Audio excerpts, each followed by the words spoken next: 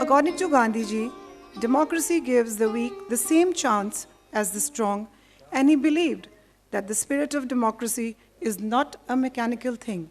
It requires a change of heart. We have with us eminent guests for a discussion on the great Indian democracy and the election mechanism. Let me introduce you to our eminent speakers. Mr. Naveen Chawla was the Election Commissioner of India from 2005 to 2009 and was appointed the Chief Election Commissioner in April 2009. He is recognized as the biographer of Mother Teresa and has also co-authored a second book on Mother Teresa titled Faith and Compassion. His book, Every Vote Counts, The Story of India's Election, released in 2019, is a fascinating, informative account that gives us a kaleidoscopic view of how the electoral machinery works in the world's largest democracy, our country, India. With the 2019 elections just round the corner, this is a book that is really relevant. Our next speaker, Dr. C.S. Pran, is an ardent activist working for the grassroots democracy, especially panchayats. He joined the Nehru Yuva Kendra Sangathan and for over 25 years tirelessly worked to strengthen the youth club movement in the country. He has authored several books on the subject, and the most recent one titled Teesri Sarkar in 2015. Dr. Pradhan has launched Vardhan, Volunteers Association for Rural Development and Networking. Our moderator for the day, Mr. Deepak Dwivedi. Professor Deepak Dwivedi is Chairman and Editor-in-Chief, Dainik Bhaskar Group, UP, and Chief Editor of Nagrik Dialogue and Nagrik News, a journalist with over 3 decades in media with leading newspapers. He started his journalism career with Blitz, a leading weekly tabloid with focus on investigative journalism and journalism for action. Engaging with grassroots journalists for socio-economic development has been his focus throughout his career. We now request Mr. Deepak Dwivedi lead and conduct the session, please. Over to you, sir. आप सभी लोगों का हमारे जितने इस auditorium में सम्मानित अतिथि हैं, सभी लोगों का हार्दिक स्वागत है, अभिनंदन है। हमारे आज के इस गांधी जी की 150वीं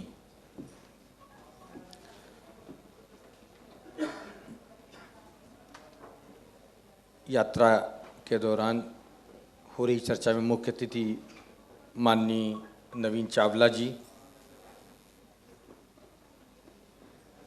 जो हमारे देश के बहुत ही जाने मानी शख्सियत रही हैं,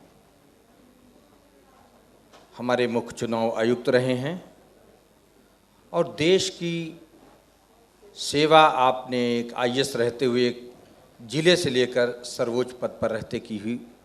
इसके लिए हम सभी लोग अपने अंतर्मन से आपका हार्दिक स्वागत और अभिनंदन करते हैं। इसके साथ ही साथ आपने चुनाव आयुक्त के शीर्ष पद पर रहते हुए देश में चुनाव सुधार के लिए बहुत सारे कदम उठाए हैं, जिनका परिणाम है कि हम आज एक अच्छे दौर में जा रहे हैं। लिखने पढ़ने के क्षेत्र में आपकी विशेष भूमिका है, जो आज भी आप सक्रियता से उसको निभाते आए हैं। इसी का नतीजा है कि एवरी वोट काउंट्स, ये नवीन चावला जी की बुक है, जिसमें उन्होंने अपने जीवन का elixir of the experience through out the professional services जितना भी है उन्होंने लिखा है। इसको एक बार ज़रूर पढ़ें तो हम लोगों को, और गांधी जी का क्या सपना था स्वराज को लेके, गांधी जी कैसा हिंदुस्तान देखना चाहते थे, गांधी जी किस गांव के गरीब की तरक्की के बारे में सोचते थे, इसका बहुत सजीव चित्रण बहुत अच्छी तरीके से इसमें उसकी व्याख्या की गई है, बताया गया है। इसके बारे में विस्तार से नवीन चावला जी ये भी आपको बताएंगे। हमारे दूसरी ओर चंद्रशेखर प्राण जी बैठे हुए हैं।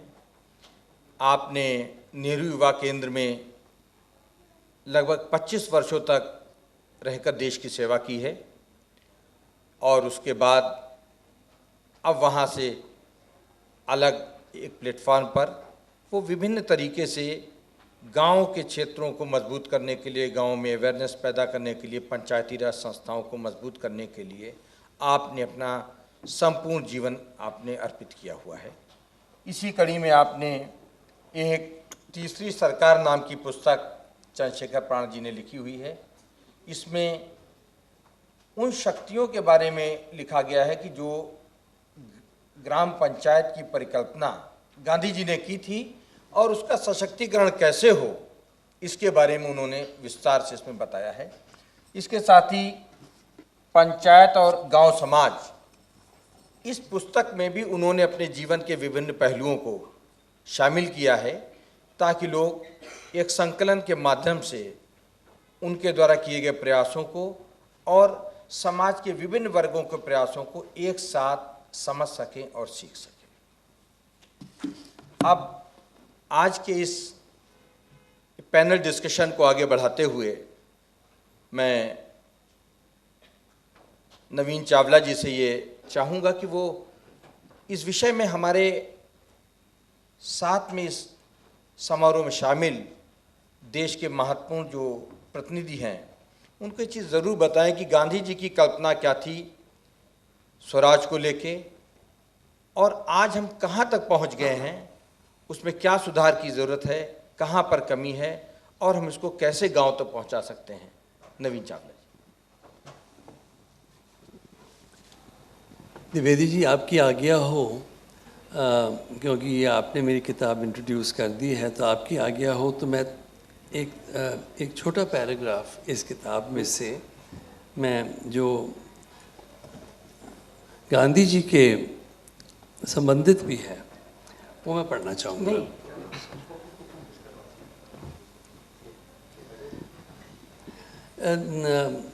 Ladies and gentlemen and friends, this is a chapter which is called Where is Indian Democracy Going Wrong? And basically it is how far we have moved away from Gandhiji's ideals and what our constitutional framers and before that our freedom fighters had fought for, got jailed for, got beaten for, shot for, killed for, and how far in 70 years we have come on that path. Before I read this out, I would like to preface it by saying this. We have a very fine election commission. We are a very fine umpire. We conduct elections in our country on time, each time, and every time there is also an orderly transfer of power.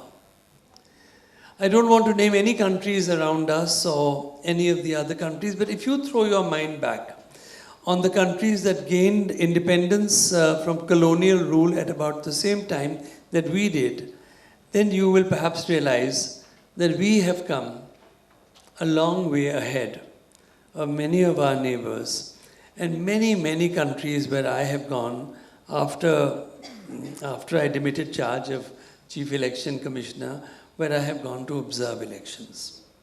But I will now read just a little bit from two portions of my book. These negative forces had already weakened. The negative forces I speak about are money power and muscle power. These negative forces had already weakened the democratic structure that I often wondered whether we can ever hope to realize the aspirations of our freedom fighters who had sacrificed so much for independence from colonial rule. The truth, depressingly, was that foreign domination was in the process of being replaced by a homegrown oligarchy which had placed wealth in the hands of a few. In the process, money power, muscle power, and a partially compromised Fourth Estate had swept away everything that Gandhiji stood for when he said, and I quote, "I understand democracy as something that gives the weak the same chance as the strong." Today, you and I know that until we do not have the power, the backing of a very powerful political party, we have no aspirations to stand. We have neither the money, nor do we have that backing of muscle that Milan Vaishnav in a study tells us that if you are a crorepati and you also have a string of criminal cases behind you, you have a better chance of winning an election, which I needn't say to you again, is a very far distance that we have traveled from the ideals of Gandhiji. And yet, we have the opportunity today to remember him in this context. And you are here participating in this with us. So that in itself is something of a milestone. Even this is important. I want to conclude this portion of reading with something very small taken from one of my 5 observation visits to see elections and participate in seminars in Mexico, a country not unlike us in many ways, but where the per capita income is perhaps 10 times what our average is. So from here, what I would like to say of a particular seminar there, the underlying theme was that true democracy could exist only where individual freedoms were assured. Freedom from hunger, unemployment, the lack of shelter, and importantly, freedom from fear. Yet, although their economies were doing well, the questions they repeatedly asked were whether their marginalized communities were being truly represented by those who had won the seats to parliament or state legislatures. How could they, asked some, when their elections were financed often by the power of big money, sometimes assisted by crime and drug cartels, and at other times supported by the grace and favor of a clutch of industrialists and media barons? These reflections in Mexico echoed my own. How far do those whom we elect truly represent the 300 million of our people who do not have access to clean drinking water, or more than 700 million who have no access to any form of social security whatsoever? Clearly by now, the negative influence of money and muscle power has become a serious threat to the foundations of our democracy. It is very difficult, if not impossible, I conclude, for those without access to large funds to contest, let alone hope to win elections. To make matters worse, illicit finance is seeped through organized crime. Since their interests take priority, relationships of accountability have also become distorted. Thank you. नवीन जी, आपने जो अपने कार्यकाल में देखा और महसूस किया पूरी दुनिया में और हिंदुस्तान में, आपने उसको बहुत अच्छी तरीके से समराइज करके देश के लिए एक महत्वपूर्ण दस्तावेज तैयार किया है जो हमारी अगली पीढ़ी पढ़ेगी, ब्यूरोक्रेट्स पढ़ेंगे, पब्लिक पढ़ेगी। लेकिन एक महत्वपूर्ण विषय जिसलिए हम लोग यहाँ बैठे हैं और इंडिया इंटरनेशनल सेंटर से देश में एक संदेश जाना चाहिए कि बापू के ऊपर चर्चा करने से पहले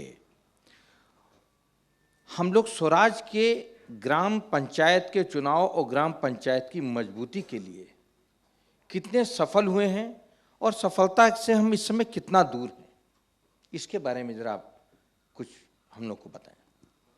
ये तो मुझसे अच्छा प्राण जी बतलाएंगे। हाँ, बैठे हैं आपके साथ, हमारे साथ। तो पहले आप प्राण जी और फिर उसके बाद मैं। प्राण जी, आप ने गांव में काफ़ी काम किया है। आपसे सवाल इस बात का है कि गांव के लोगों की इस समय बापू की तस्वीर देखने के बाद और गांव के नागरिक को से सामना होने के बाद क्या महसूस करते हैं कि गैप कहाँ पर है, और उनकी छलकती हुई आंखों से वो एक परेशानी का एक संदेश आता है, सेंटिमेंट्स आता है, उसको आप किस रूप में हम लोगों को बताएंगे और वो कैसे दूर किया जा सकता है? धन्यवाद द्विवेदी जी। हम यहाँ दिल्ली में हैं, गांधी का संदर्भ है। आप सबको पता है 30 जनवरी 1948, आपके विषय पर आते हैं उसको जोड़ते हुए, जब बापू की हत्या हुई थी यहाँ। महात्मा गांधी रोज़ अपनी डायरी लिखते थे। 29 जनवरी को उनकी जो डायरी है उसे बापू की अंतिम वसीयत कहा जाता है। बापू ने अपनी अंतिम वसीयत में सब कुछ लिख दिया है। मैं उसके कुछ अंश आपको बताना चाहता हूँ। आज़ादी की बात लिखी, स्वराज्य की बात लिखी, देश के गांव की बात लिखी, पंचायत की बात लिखी, और यहाँ तक लिखा कि देश को आगे जाना कहाँ है और जाएगा तो जाएगा कैसे। शायद उन्हें ये लग रहा था कि अब आगे कुछ नहीं लिख पाएंगे, इसलिए उन्होंने 29 जनवरी को जो लिखा है वो बापू की अंतिम वसीयत के रूप में जाना जाता है देश में। बापू लिखते हैं कि देश आज़ाद हो गया है, लेकिन इस देश के 7 लाख गांव अभी भी गुलाम हैं। जब तक इस देश के 7 लाख गांवों को सामाजिक, आर्थिक और नैतिक आज़ादी नहीं मिलती, इस आज़ादी का कोई मतलब नहीं होता। ये उनकी अंतिम वसीयत का वाक्य है। और फिर लिखते हैं अब करना क्या चाहिए। कहते हैं कि कांग्रेस को ख़त्म कर देना चाहिए।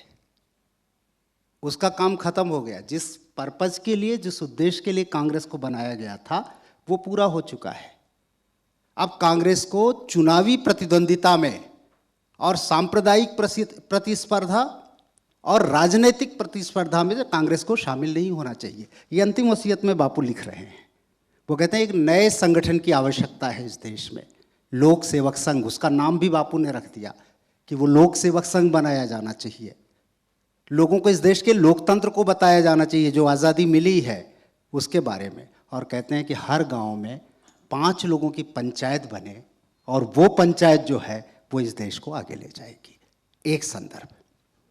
मित्रों, अभी चावला साहब जो बता रहे थे, जिस संसदीय लोकतंत्र की वो बात कर रहे थे कि जो संसदीय लोकतंत्र है उसकी चुनाव प्रणाली या पूरा का पूरा संसदीय लोकतंत्र कहाँ जाके खड़ा होता है।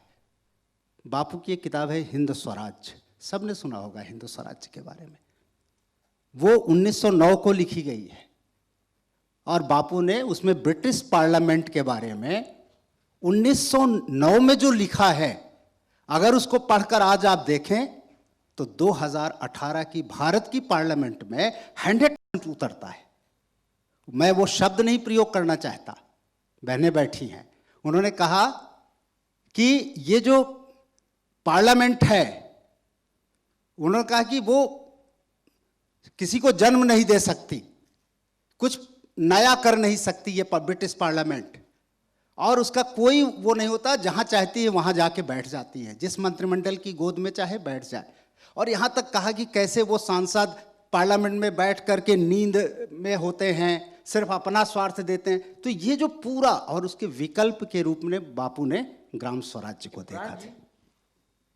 इसमें हम लोग थोड़ा आगे बढ़ते हुए जी, जो कॉन्स्टिट्यूशन का 73 एंड 74th अमेंडमेंट हुआ, जिसमें ग्राम पंचायतों को एक नई ताकत के रूप में बढ़ाया गया और बापू के जो संकल्प था, जो विज़न था, उसके लिए देश ने कुछ आगे बढ़ के काम किया। आप क्या महसूस करते हैं कि आज की तारीख में जो इलेक्टेड ग्राम पंचायतें हैं, उनका अस्तित्व क्या है, उनकी मजबूती क्या है और उनकी जरूरत क्या है? या द्विवेदी जी, थोड़ा समय चूँकि जब संविधान बन रहा था, थोड़ा सा बस 1 मिनट में मैं बिना उस बैकग्राउंड के वो चीज़ 73वां संविधान संशोधन समझ में ही नहीं आएगा। वास्तव में जब संविधान बन रहा था और संविधान बनने के साथ राजेंद्र प्रसाद का जो पहला भाषण होता है संविधान सभा में, वो यही होता है कि हम एक ऐसी राज्य व्यवस्था बनाने जा रहे हैं जिसमें हम भारत की जो परंपरागत राज्य व्यवस्था है, भारत शताब्दियों से जिन मूल्यों पर जीता रहा है उसके साथ हम इस देश की राज्य व्यवस्था को खड़ा करेंगे। और पंचायत का बाकायदा उन्होंने नाम लिया था। उसी समय गांधी जी की विचारधारा के आधार पर श्रीमन नारायण अग्रवाल ने एक पैरेलल संविधान का ड्राफ्ट तैयार किया था, गांधीवादी ड्राफ्ट जो उसके था। लेकिन अल्टीमेटली लंबी बहस के बाद बहुत लंबी चर्चा हुई थी, बहुत लंबी चर्चाएं हुई थी, और चर्चा 3 मुद्दों पर थी कि हमने आज़ादी की लड़ाई जिन मुद्दों को लेकर लड़ी वो बापू का ग्राम स्वराज्य कहाँ है इस संविधान में। दूसरा ये कहा गया था कि ये संविधान है किसके लिए, वो आम आदमी यहाँ कहाँ स्टैंड करता है इस संविधान में। पूरी संविधान सभा के सदस्यों में ये बहस हो रही थी। और तीसरी चीज, जिस विकेंद्रीकरण की बात की गई है सत्ता के, वो कहाँ इस संविधान में स्टैंड करता है। और अल्टीमेटली इसके समाधान के रूप में ये एक समझौता हुआ था जिसमें भारत के संविधान में अनुच्छेद 40 जोड़ा गया था। अनुच्छेद 40 क्या है? वो कहता है कि राज्य की यह जिम्मेदारी होगी कि वो ग्राम पंचायतों का संगठन बनाएगा और उन्हें वो सारे अधिकार और दायित्व सौंपेगा जो उसे सेल्फ गवर्नमेंट के रूप में स्थापित करता हो। ये अनुच्छेद 40 में कहा गया था। 40 साल आज़ादी के बीत गए, अनुच्छेद 40 दबा रहा। 73वां संविधान संशोधन उसी 40 को, अनुच्छेद 40 के सेल्फ गवर्नमेंट को निकाल करके संविधान की मुख्य धारा में लाता है। और एक तीसरी सरकार की स्थापना भारत के संविधान में होती है। पहली है आपकी यूनियन गवर्नमेंट, दूसरी है स्टेट गवर्नमेंट, और तीसरी है सेल्फ गवर्नमेंट। आप सबको पता है कि सेल्फ गवर्नमेंट जो 73वां संविधान संशोधन है वो राजीव गांधी ने 64वें संविधान संशोधन के रूप में प्रस्तुत किया था। 15 मई 1989 को लोकसभा में पास हुआ था। जब राजीव गांधी ने उसको प्रस्तुत किया था विधेयक को, पार्लियामेंट में उनका एक भाषण है, बहुत लंबा भाषण है। उस भाषण में 2 ही चीजें उन्होंने कही थी बेस पे। कहा था कि गांधी का ग्राम स्वराज, ये पार्लियामेंट के रिकॉर्ड में है, गांधी का ग्राम स्वराज, और संविधान सभा में हुई वो बहस जिसमें ये तय किया गया था कि उसके माध्यम से फिर लोगों की सरकार आएगी, वो आया। लेकिन 73वां संविधान संशोधन आज लागू हुए 25 साल हो गए। और जैसा द्विवेदी जी जिसकी तरफ ले जाना चाहते हैं कि उसकी असलियत क्या है, क्योंकि कुल मिलाकर के जो अधिकार गांव को दिया जाना चाहिए, क्योंकि आधे अधूरे मन से 73वां संविधान संशोधन बना, सारे प्रावधान कर दिए गए एक सरकार के, अलग से इलेक्शन कमीशन बना दिया गया, स्टेट इलेक्शन कमीशन, अलग से फाइनेंस कमीशन, यो प्लानिंग कमेटी बना दी गई है, जिला योजना समिति बना दी गई है, सब कुछ कर दिया गया। लेकिन जब पावर देने के 29 सब्जेक्ट दे दिए गए गांव को, लेकिन इस सबके बावजूद जब पावर देने की बात आई, क्योंकि बाकी 2 सरकारों के पावर जो हैं वो संविधान में सन्निहित हैं, अनुसूची 7 में अपने आप सन्निहित है, लेकिन उनके लिए कहा जाता है कि राज्य सरकारें उसके लिए कानून बनाएंगी और कानून बना करके पावर देंगी। आज वो कानून नहीं बना, वो पावर नहीं मिला गांव के लोगों को। आपने देश में संसद और विधानसभाओं के चुनाव कराए हैं देश भर में। आप पूर्व मुख्य चुनाव आयुक्त और उसके बाद एक निजी नवीन चावला की हैसियत से, सिटीजन ऑफ इंडिया की हैसियत से क्या समझते हैं कि जो ग्राम पंचायतों के चुनाव और उनका स्टेट में इलेक्शन कमीशन और वो चुनी हुई जो व्यवस्था आ रही है, वो क्या गाँव के विकास के लिए ये एक परफेक्ट इलेक्शन मैकेनिज्म है कि इसमें किसी परिवर्तन की आवश्यकता है?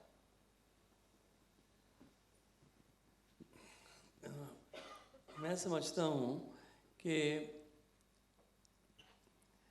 हमारे ये जो इंस्टीट्यूशंस हैं ये करीबन 50% चल रही हैं। बाकी जो चलती हैं वो अनफॉर्चुनेटली पैसे पे चल रही हैं। आजकल आप देख रहे हैं पंचायत की तो हम बात छोड़ें, असेंबली की छोड़ें, पार्लियामेंट की छोड़ें, यूनिवर्सिटी की इलेक्शंस पे ही आ जाइए। एक लिंडो कमेटी बनी थी, मेरे प्रीडिसेसर थे मिस्टर JM लिंडो, और आजकल एक कॉलेज की इलेक्शन के लिए, यूनिवर्सिटी की इलेक्शन के लिए इतना पैसा खर्च हो रहा है। अब एक और बहुत ही डेंजरस ट्रेंड आ गया द्विवेदी जी, वो ये है कि मैंने कई स्टडीज़ देखी और कईयों से बात करी है, और एक भास्कर राव जी हैं जिनका एक सेंटर है CMS, उसके अलावा और भी कुछ स्टडीज़ हुई हैं जो मैंने इस किताब में कोट भी करी है। अब पहले तो ये होता था कि जो भी इलेक्शन होता था, पंचायत का हो या पार्लियामेंट का हो, असेंबली का हो, तो कैंडिडेट पॉलिटिकल पार्टी पब्लिक में जाती थी और पैसे और साड़ियाँ, धोतियाँ, ये किस्म की फ्रीबीज डिस्ट्रीब्यूट करने की कोशिश करती थी। अब ये अंतर आ गया है जो इतना डेंजरस है कि उनके स्टडीज़ के हिसाब से उस लोग अब डिमांड करना चाह रहे हैं। कर्नाटका में उन्होंने एक सर्वे किया, हो सकता है बहुत बड़ा सर्वे ना हो, 17,000 लोग उन्होंने लिए थे सर्वे में। आप कह सकते हैं कि 17,000 कोई ज़्यादा नंबर नहीं है, पर एक रिप्रेजेंटेटिव फिगर है जिस पे से करीबन 45 जनों ने कहा कि हम आपको वोट देंगे जब आप इधर पैसा रखेंगे, सामने पैसा रखिए। और दिल्ली में जहाँ हम बैठे हैं, दिल्ली में ये परसेंटेज 25 है। कितनी डेंजरस बात हो गई है कि पहले तो एक देने वाले होते थे, अब हम लेने वाले भी हैं। ताली अब दोनों हाथों से बज रही है। तो how do we cleanse this? Problems तो आप भी जानते हैं, मैं भी जानता हूँ, मैं कैटलॉग भी कर सकता हूँ, पर इसका कोई हल है? नवीन जी, एक चीज़ आपसे मैं जानना चाहूँगा कि muscle power and money power ये संसद, विधानसभा से लेके ग्राम पंचायत से लेके यूनिवर्सिटी तक पहुँच गया है, लेकिन आप क्या समझते हैं कि इसको कानून से रोका जा सकता है कि समाज में एक तरीके की जागरूकता लाई जाए या इस तरीके की एक मूवमेंट चलाया जाए? ये किस तरीके से इस पर कंट्रोल लगेगा? सोशल कंट्रोल होगा, सेल्फ कंट्रोल होगा, जुडिशियल कंट्रोल होगा? ये देश में ये हम सबकी एक जिम्मेदारी है कि इस विषय में कोई एक्सपर्टाइज ओपिनियन आनी चाहिए, और आप इस विषय में कुछ देश को ज़रूर बताएं। देखिए प्राण जी, आपने तो बहुत काम यहाँ पंचायत लेवल पे किया है, बहुत लिखा है, तो आपको एक किस्म की जानकारी है जो मुझे नहीं है। पर तीनों को, क्योंकि आपने बहुत रिपोर्टेज करी है, पिछले आप 45 साल से कर रहे हैं, और आप हर जगह गांव में जाते हैं, ऑब्जर्वर्स से मिलते हैं, इलेक्शन ऑफिशियल से मिलते हैं, एसडीएम से मिलते हैं, एडीएम से मिलते हैं, मशीनरी से मिलते हैं, और आप रिपोर्ट भी करते हैं। तो मेरे पास कोई इजी आंसर नहीं है, हो सकता है आप में हो। There is no easy answer to this great problem, but I have one और टू आंसर्स जिसके लिए कोई सोल्यूशन अभी है नहीं हमारे सामने। If I am in a village and I have a problem, or even in a town for that matter, and I go into the courts of law, one, I have to pay my lawyer, and lawyers are so expensive. Secondly, we have to then file in the courts, and we all know even in landlord-tenant matters, the matter can be in court for 20 years. अब जो गांव में है and he wants a resolution to his problem, so where does he go? The criminal justice system, जिसके बारे में आपने कितना कुछ लिखा है और आपकी कितनी जानकारी है, the criminal justice system in our country has broken down. So where does that man turn to, or that woman turn to? He turns to his local MP who is a don sometimes. We know cases of people who are in jail who contest elections and who win while in jail. Why do we give them a vote? There has to be some reason why people everywhere in India. So there is a study which tells us that if you are a crorepati and you have a string of criminal cases against you, including murder, dacoity, attempt to murder, and even rape, the chances of your being elected go up 23%. So when I run into a political neta, leader of a political party at the airport, and I say, why have you given so many tickets to criminal candidates? Look at this man, look at this man, look at the cases against him. Inko aapne टिकटें क्यों दी? He turns to me and says, Naveen ji, election हमारे सर पे है, हमारा तो एक ही मंत्र है और वो है विनेबिलिटी। यदि आप मुझे बाद में बुला लें जब इलेक्शन कोई होराइजन पे नहीं हो, तो मैं फिर साइन करने के लिए तैयार हूँ, but he would never sign and nor will any other member of the political party. So we have no easy answers. I only have one. You may dispute it. Others will dispute it. But we have to find some form of state funding of election. आज की parliamentary limit क्या है? 70 लाख है. मुझे एक शख्स मिलते हैं, वो आंध्रा के हैं, 4 साल हुए हैं, 3 साल. तो मैंने पूछा उनसे कि why do you spend so much money in Andhra on elections? He said, should I tell you how much I spent? So I said, I'm not asking you that. But he said, I spent 52 crores on my election. And that was not the highest. So-and-so spent 70 crores. The limit is 70 lakhs. Is there a solution? So मेरा तो ये है विचार कि we must go back to some form of state funding of elections. Otherwise, why have a limit? Then don't have a limit. Why make it an offense? जो करोड़पति है. And one last thing. Look at our morals. There was a member of parliament who is now a fugitive. He ran an airline. And he finds himself on the parliamentary committee for civil aviation. So I ask questions and say, is this not conflict of interest? That here is somebody who owns an airline and he is made a member of the very committee where he can assist himself and his airline. So the answer I got was that no, we did not want to put him on. But every single member of parliament came to us and said, ये conflict of interest नहीं है, ये तो domain expertise है. This is the situation in parliament. This parliament, which is ending, has 30% criminality, 16% of which is heinous. So when we take candlelight vigils for Nirbhay, which we should and must do again and again, what about our parliamentarians who also have charges of rape? Where are our voices? Doctor प्राण, नवीन जी ने एक चीज़ अभी हम सब लोगों को बताया कि सरकार की लिमिटेशन है, ऑटोनोमस बॉडी इलेक्शन कमीशन की एक लिमिटेशन है, पार्लियामेंट की एक दायरा है, लेकिन उस दायरे से बड़ा देश की जनता है और देश की आवाम है. आपने काम किया है. इन परिस्थितियों में हम गांव के इलेक्शन और गांव की मजबूती को कैसे व्यवहारिक रूप में ला सकते हैं?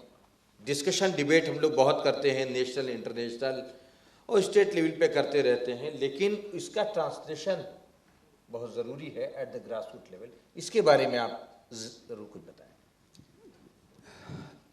वास्तव में रास्ते सारे बताए जा चुके हैं, सारे रास्ते हैं, बस उनको समझने और उस पर चलने की आवश्यकता है. बहुत ऐसा नहीं है कि रास्ता बहुत साफ दिखाई पड़ रहा है. वास्तव में डेमोक्रेसी, गांधी कहते हैं, मैं 2 वाक्य पढ़कर फिर अपनी बात कह रहा हूँ. गांधी का एक वाक्य है, सच्चा लोकतंत्र केंद्र में बैठे हुए 20 व्यक्तियों द्वारा नहीं चलाया जा सकता, उसे प्रत्येक गांव के लोगों को नीचे से चलाना होगा. ये गांधी का वाक्य है.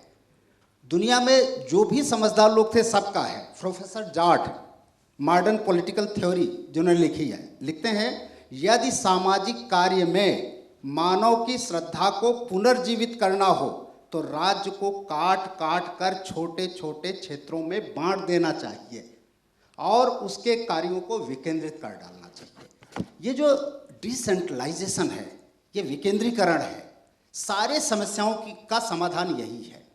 और आज संसदीय लोकतंत्र 70 साल से देश में चल रहा है, उसे अब खत्म नहीं किया जा सकता, लेकिन 73वें और 74वें संविधान संशोधन ने वो रास्ता दे दिया है कि कैसे हम उस व्यवस्था में भी सही दिशा की ओर बढ़ सकते हैं.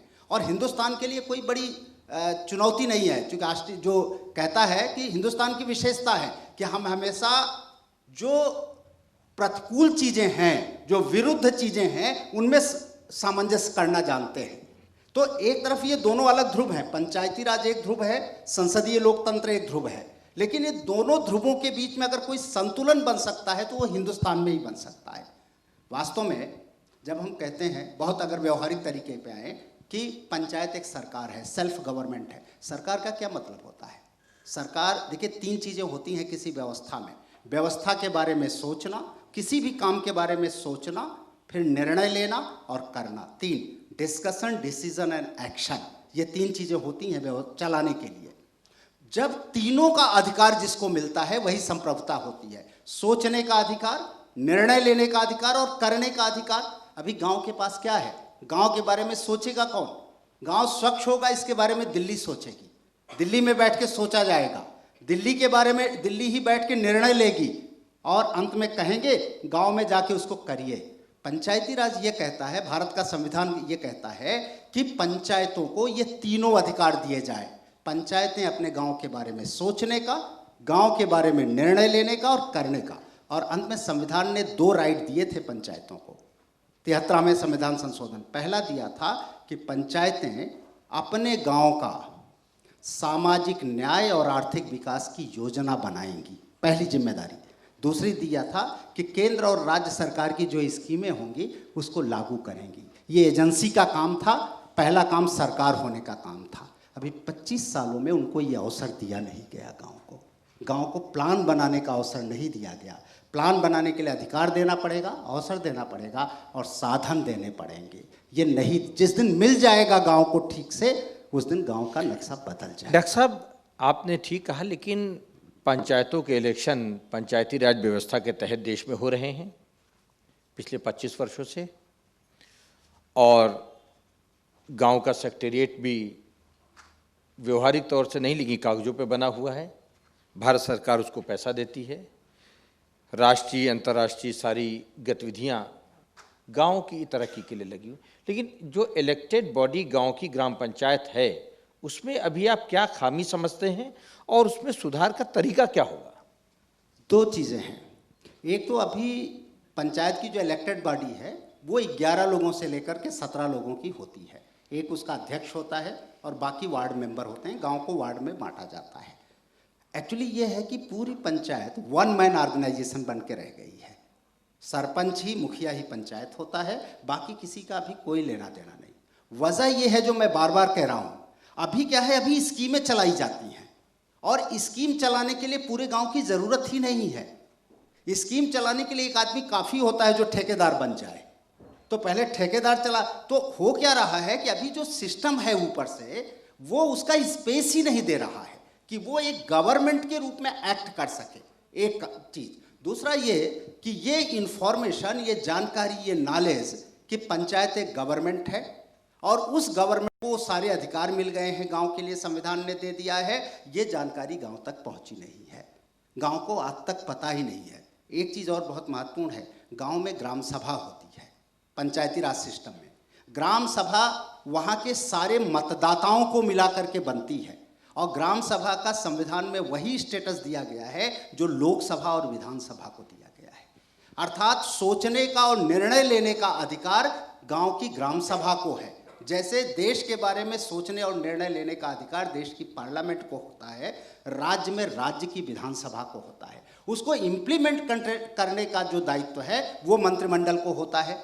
अभी जो मतदाता है गांव का, जो वहाँ की ग्राम सभा का सम्मानित विधायक है, उसको कुछ पता ही नहीं है, उसका कोई रोल ही नहीं हो रहा है।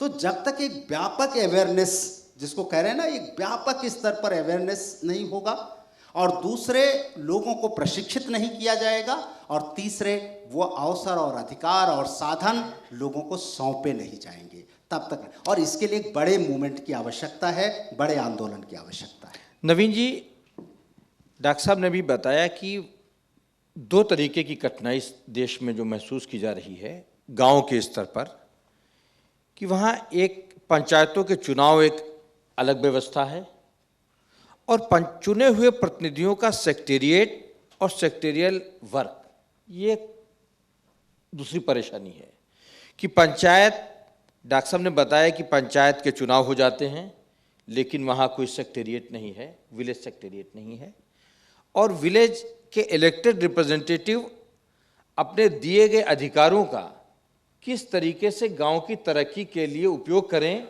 ये उनको ट्रेनिंग नहीं है, उनके पास रिसोर्स नहीं है। तो एज ए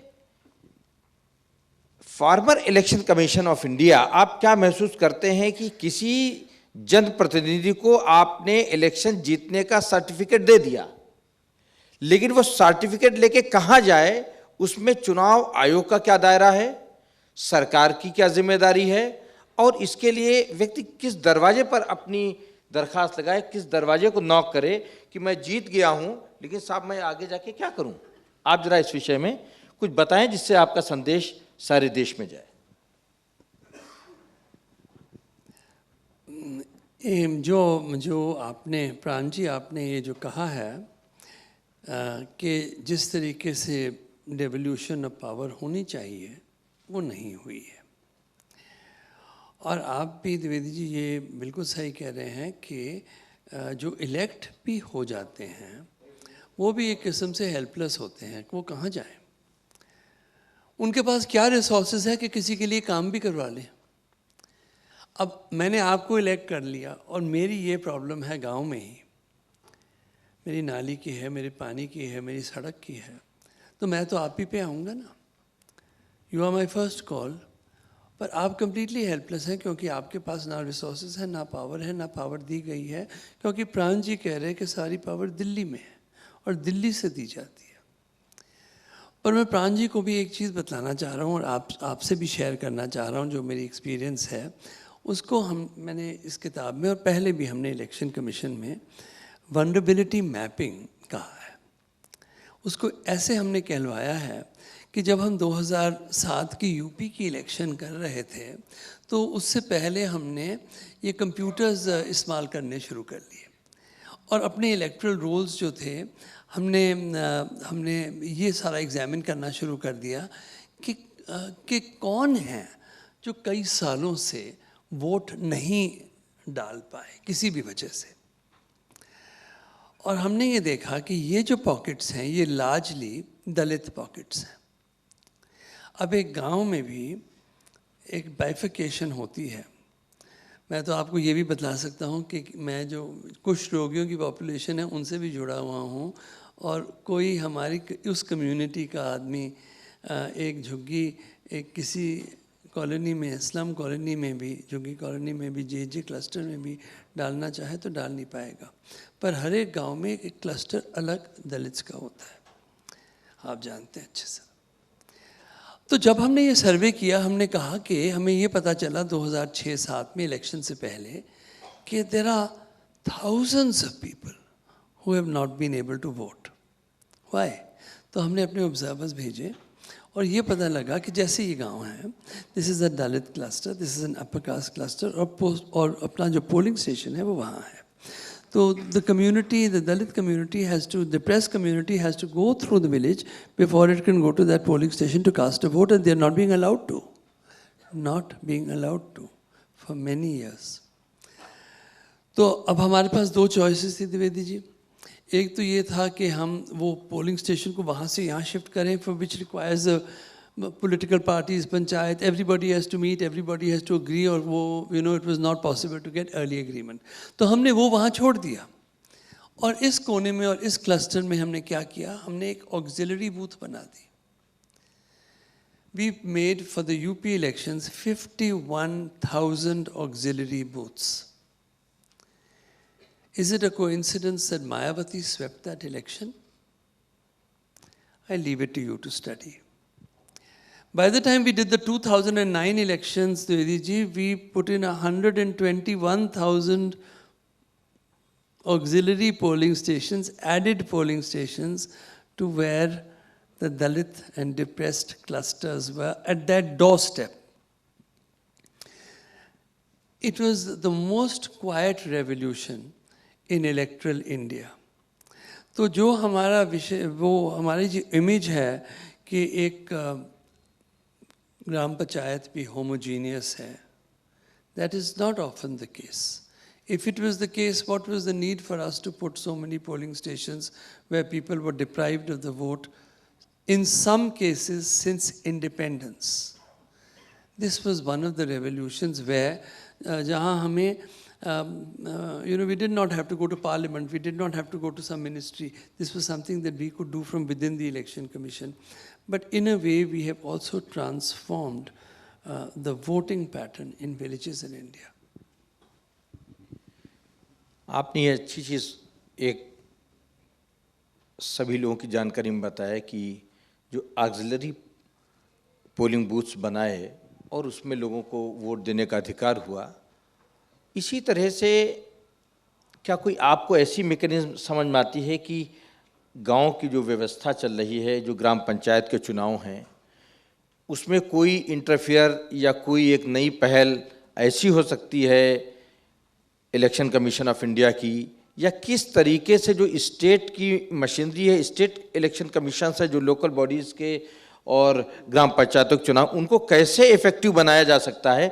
उसके लिए अगर कॉमन मैन कोई या सिविल सोसाइटी कोई स्टैंड लेना चाहती है तो उसको अपना मूवमेंट कहाँ से, किस डोर को नॉक करना चाहिए कि उसकी आवाज़ सुनी जाए? देखिए, इसमें अरुणा रॉय जैसे लोगों ने कितना कुछ काम किया है राजस्थान में। उनका जितना काम है अरुणा का, वो ऊपर नहीं है, वो ग्रास रूट्स लेवल पे ही है। तो वो और उनकी जो मूवमेंट है वो सारे राजस्थान के जितने ग्राम पंचायत हैं उनमें उन्होंने वो शामिल हो गई हैं। और उन्होंने ये दिखा दिया है कि जैसे राइट टू इन्फॉर्मेशन ही ले लीजिए, वो राइट टू इन्फॉर्मेशन उनकी कहाँ शुरू हुई थी? पार्लियामेंट में तो बाद में आई, सेंट्रल गवर्नमेंट में बाद में आई, शुरू वहाँ हुई थी राजस्थान के गांव में। डॉक्टर साहब, सरकारी सिस्टम को किस तरीके से हम और ज़्यादा एक्टिवेट कर सकते हैं, उसके लिए नवीन जी ने कुछ बातें बताई, लेकिन एक प्रश्न महत्वपूर्ण ये आके खड़ा हो गया है कि गांव पंचायतों में इलेक्टेड रिप्रेजेंटेटिव्स को कैसे हम एक एम्पावर सेक्रेटेरिएट दें, उसके लिए क्या पहल की जानी चाहिए? जो व्यवहारिक पहल की शुरुआत आज इस पैनल डिस्कशन के माध्यम से उसका एक पाथवे तैयार हो, इसके विषय में कुछ आप ज़रूर बताएं। वास्तव में 3 चीज़ें होती हैं जब किसी को पावर दिया जाता है, तो पावर 3 चीज़ें होती हैं गवर्नमेंट में। एक होता है फंक्शन, कार्य, जो सब्जेक्ट पंचायत को हैं उसके कार्य उनको दिए जाए, फर्स्ट थिंग फंक्शन। दूसरा होता है उसके फंक्शनरीज, उसके कर्मचारी, वो उनको सौंपे जाने चाहिए। और तीसरा है फिर फंड। तो फंक्शन, फंक्शनरीज एंड फंड, कार्य, कर्मी और कोष, ये जब सौंपे जाते हैं तो सत्ता का हस्तांतरण होता है। यही है सत्ता का विकेंद्रीकरण। हमने कार्य तो कह दिया कि आपको प्राइमरी स्कूल का ये काम सौंप दिया, लेकिन उसके कर्मचारी नहीं सौंपे, उनको कोष नहीं दिया, तो मजाक बन करके रह गया। भारत के कई राज्य हैं जिन्होंने ऐसा किया है। केरल उसमें अग्रणी है, केरल और पश्चिम बंगाल उसमें एक बड़ी वो है। वहाँ पर बहुत सारे फंड भी, फंक्शन भी सौंपे गए हैं। फंक्शनरीज भी एक अलग पंचायत कैडर बना दिया गया है। सेंटर, जैसे सेंट्रल गवर्नमेंट का कैडर है, IAS ऑफिसर्स और जिसको केंद्र सरकार संवर्ग बोलते हैं, दूसरा राज्य सरकारों के संवर्ग है, प्रोविंशियल सिविल सर्विसेज। ठीक उसी तरह पंचायत सर्विसेज बाकायदा एक संवर्ग है, जिला पंचायत, ब्लॉक पंचायत, गांव पंचायत तक। कई राज्यों में ऐसा हुआ। अभी सबसे महत्वपूर्ण हुआ है, अभी मैं पिछले 10 दिन कश्मीर में होकर के आया हूँ। जम्मू कश्मीर में एक लंबे अरसे के बाद पंचायत चुनाव हुआ है, और उस पंचायत चुनाव के बाद वहाँ पर सरपंच चुन के आए हैं। कश्मीर घाटी में कुछ कम जगह बहिष्कार हुआ तो उसका थोड़ा प्रभाव रहा, लेकिन जम्मू में उसका कोई, बहुत नए लड़के लड़कियाँ चुन करके आए हैं। और वहाँ जो सबसे महत्वपूर्ण हुआ है वो ये हुआ है, ये बिल्कुल उल्लेखनीय है, सिग्निफिकेंट है, वो ये हुआ है कि जम्मू कश्मीर गवर्नमेंट ने ये तीनों चीज़ें, अभी 2018 में वहाँ संशोधन हुआ पंचायती राज एक्ट में, और ये तीनों जो मैं कह रहा हूँ कि function, functionaries end fund, village level पर, ब्लॉक लेवल पर पंचायतों को सौंप दिया गया है। ये केरल के बाद कश्मीर में ज़बरदस्त ये काम हुआ है उसके एक्ट में, और बड़ी उम्मीदों के साथ वहाँ किया गया है। मैं वहाँ पंचायतों की ट्रेनिंग के लिए बुलाया गया था कि सारे वहाँ 32 लाख पंचायत मेंबर्स हैं और करीब 8,000 पंचायत सरपंच हैं। तो उनको ट्रेनिंग देने के लिए वहाँ करीब 150 की एक टीम तैयार करके अभी कुछ दिन पहले से ही लौटा हूँ। वो ये देख तो कई राज्यों में बहुत अच्छा काम हो रहा है और वहाँ उसके रिजल्ट और प्रभाव भी दिखाई पड़ रहे हैं। अगर उनको सिर्फ आपने राज्य और केंद्र सरकार की स्कीमें लागू करने की एजेंसी बना दिया तो भैया ठेकेदारी में करप्शन होता ही लेकिन है, डॉक्टर साहब, वो होएगा। हाँ महत्वपूर्ण चीज़ ये है कि जिन राज्यों ने अच्छा काम किया है जी, लेकिन जिन राज्यों में पंचायत व्यवस्था बिल्कुल निष्क्रिय हो गई है, उनको कैसे मजबूत बनाया जाए, उनके बारे में आपके पास कोई मॉडल व्यवस्था है जिसके बारे में लोग आगे चल के उसको प्रमोट कर सकते हैं, उसको बता सकते हैं, या उसको उन लोगों के सामने उनके संज्ञान में ला सकते हैं कि ये व्यवस्था यहाँ पर सुनिश्चित कराई जाए, अप्लाई कराई जाए, जिससे ग्रामीणों को फायदा। या मॉडल दोनों तरह से है। एक राज्य स्तर का मॉडल है, मैंने केरल जैसा आपको उदाहरण दिया। उत्तर प्रदेश और बिहार जो इस मामले में फिसड्डी कहे जाते हैं, उत्तर प्रदेश सबसे ज़्यादा फिसड्डी है। आपके बगल हरियाणा और पंजाब उससे भी गए गुजरे स्थिति में है पंचायती राज में। इन राज्यों में भी आपको इंडिविजुअल कुछ सरपंच और प्रधान मिल जाएंगे, मुखिया, जो बहुत अच्छा काम कर रहे हैं, उनके मॉडल भी वहाँ पर मौजूद हैं। ज़रूरत है राज्य सरकार की इच्छा शक्ति की, जो सबसे बड़ा पॉइंट है। दो चीज़ें चाहिए, एक तो राज्य सरकार की इच्छा शक्ति और दूसरा जनता में उस तरह की डिमांड, लोगों में उस तरह का डिमांड बोले। और अंतिम चीज़ जो कह के मैं अपनी बात ख़त्म कर रहा हूँ कि तीसरी चीज़ ये कि ये सिर्फ ग्रामीण क्षेत्रों के लिए नहीं, 74वां संविधान संशोधन शहरी क्षेत्रों के लिए है। शहरी क्षेत्रों में भी झारखंड एक ऐसा राज्य है जिसने शहरी क्षेत्र में नगर पालिकाओं को, संविधान ने ये कहा है कि वार्ड समितियां बनेंगी, अर्थात, और उसका मॉडल विकसित किया है झारखंड ने। उसने क्या किया है, हर बूथ पर एक क्षेत्र समिति बना दी, वहाँ के सारे मतदाताओं को मिलाकर क्षेत्र समिति बनाई, क्षेत्र समिति के अध्यक्ष को निकाल करके वार्ड समिति बनाई, और तब उसके बाद जा करके म्यूनिसिपैलिटी बनती है। अर्थात पब्लिक का पार्टिसिपेशन कैसे होगा ये। दूसरा, 19 राज्य ऐसे हैं देश में जहां 50% महिलाओं को आरक्षण मिला है, 50%, 19 राज्यों में। थैंक यू डॉक्टर साहब। अब हमारे जो स्टीम गेस्ट हैं और जो हमारे ऑडियंस हैं, इनके बीच एक आपस में इंटरेक्शन होना थोड़ा सा ज़रूरी है। हमारे जितने भी स्टीम इन्वाइटीज़ हैं, वो लोग कोई भी अगर सवाल इस संबंध में पूछना चाहते हैं हमारे नवीन चावला जी से, हमारे डॉक्टर चंद्रशेखर प्राण जी से, या मुझसे स्वयं भी, तो वो इस ओपन सेशन में बातचीत कर सकते हैं।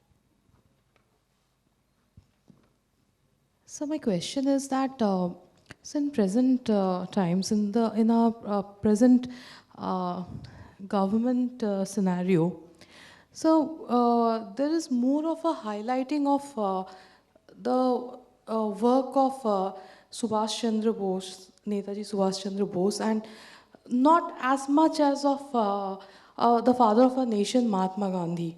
Like, we have seen that the father of our nation has always worked on in the lines of ahimsa and satya, non-violence and the truth. But Subhash Chandra Bose, his message was, you give me blood and I'll give you freedom. But sir, in the present scenario, we are seeing that there's a lot of highlighting of Netaji Subhash Chandra Bose's message in a way that it kind of overpowers and overshadows Mahatma Gandhi ji's non-violence and satya, the path of ahimsa and satya. So how do we deal with this? Like, how do we go about it from here on? How do we go about it? Like, I mean, our society and especially, voters, as you know that India is like 65% of India is now under the age of 35. And so how do we go about this from here? जैसे अगर हम नेताजी सुभाष चंद्र बोस को जो ज़्यादा अहमियत दी जा रही है पिछले 4 सालों में, तो सर उन्होंने कहा था आप मुझे अपना खून दीजिए, मैं आपको आज़ादी दूंगा। और महात्मा गांधी जी लेकिन वो बिल्कुल अहिंसा के पथ पे चले हैं। और sir in the history of world civilisation, अहिंसा और सत्य जो महात्मा गांधी जी जिस तरह से हमारे देश को आज़ादी दिलाई थी, सर ये पूरे विश्व में ये बिल्कुल एक ऐसा प्रतीक सिर्फ हमारे देश में ही है। सर लेकिन हम किस ओर बढ़े, I mean like you know it is very essential. मैं हमेशा सोचती हूँ कि हम खून दें और हमें आज़ादी मिलेगी इसके बदले में, और आज़ादी नहीं कि जो एक जो हमें ब्रिटिशर्स से मिली है, पर आज़ादी from different things, social changes and lot of other things, जिसमें से हमें अभी भी भारत को मुक्त करना है। तो सर हम किस दिशा में बढ़े और हमें कौन सी राह पे हम चले? धन्यवाद सर, इसका पहले रिप्लाई आप देंगे, और this is related to the government and the election commission and the voter. First reply you should give, then आई।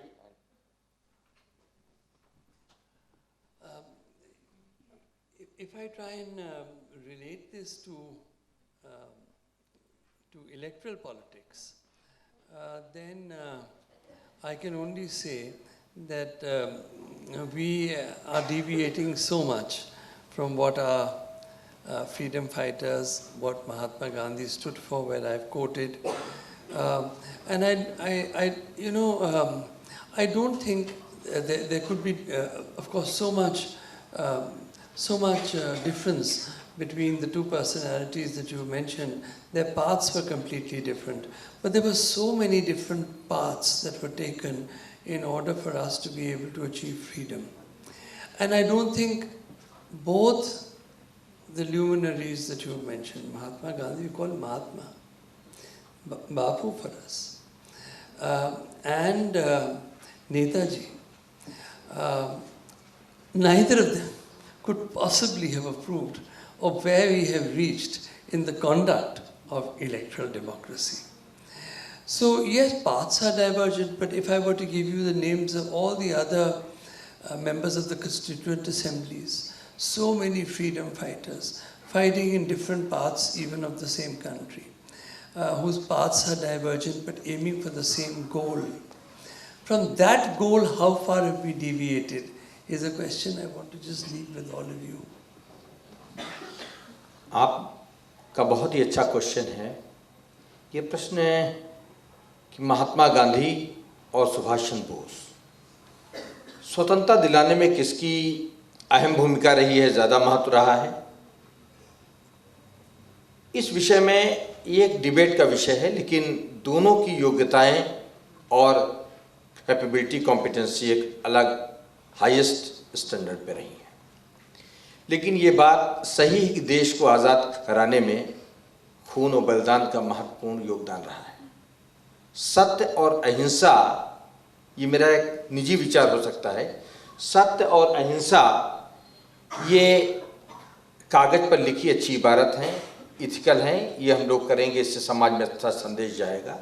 लेकिन जो सुभाष चंद्र बोस ने देश को आज़ाद कराने के लिए आईसीएस से नौकरी छोड़ने के बाद में आज़ाद हिंद फौज को बनाना और लोगों से कहा कि खून देने का मतलब आप हमको ताकत दीजिए, आप मुझसे बुज़दिली की बातें मत कीजिए, आप मुझसे शौर्य की बात कीजिए, आप मुझसे ब्रेवरी की बात कीजिए, आप मेरे साथ आगे बढ़ने की बात कीजिए, आप जिंदा दिल होकर आगे चलिए। तो देश को आज़ाद कराने में हम कहीं भी सुभाष चंद्र बोस की भूमिका को नज़रअंदाज नहीं कर सकते। इस देश में बहुत सारे दौर आए हैं। गांधी जी का एक अलग कॉरिडोर है, वो हमारे सम्मान के प्रतीक हैं, उनके प्रति हमारी श्रद्धांजलि है कि उनको हम लोग नमन करते हुए आगे चल रहे हैं।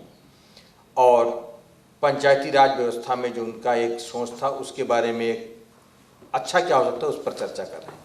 लेकिन सुभाष चंद्र बोस का जो आपने प्रश्न उठाया है, वो गांधी जी से उनका कोई कम योगदान इस देश में नहीं रहा है। तो हमारी श्रद्धांजलि, हमारा नमन उनके प्रति भी है, और उनको भी हम उसी आदर और सत्कार के साथ हमेशा उनका स्मरण करते हैं जितना कि हम गांधी जी के प्रति करते हैं। और अब अंत में मैं, चूँकि समय की सीमा समाप्त हो रही है, मैं ज़रूर चाहूँगा कि आज जो ये देश के गरीबों के उत्थान के लिए, देश के गांव की तरक्की के लिए जो यहाँ पर एक पैनल डिस्कशन हुआ है, इसका एक प्रॉपर रिजोल्यूशन हम दैनिक भास्कर भी उसमें एक हिस्सेदार है, एक पार्टनर है। हम भारत सरकार को भेजेंगे, जो एजेंसीज़ हैं इसमें कुछ कारगर कार्य कर सकती हैं। मैं नवीन चावला जी से भी आग्रह करूंगा, डॉक्टर प्राण से भी आग्रह करूंगा कि एक प्रॉपर आज के इस पैनल डिस्कशन, सिर्फ ये पैनल डिस्कशन ही न रह जाए, ये किसी एक ट्रांसलेशन फॉर्म में गांव तक पहुंचे। इसलिए हम भारत सरकार, संसद और जो इस तरीके की संस्थाएं हैं, राज्य सरकार, उनको इसका आज हम रिजोल्यूशन बना के भेजें, जिससे हमारी बात को, इसका जो पैनल डिस्कशन है उनका एक महत्व बढ़े और उनकी गरिमा और एक प्रतिष्ठा समझी जाए। आपको बहुत बहुत शुक्रिया।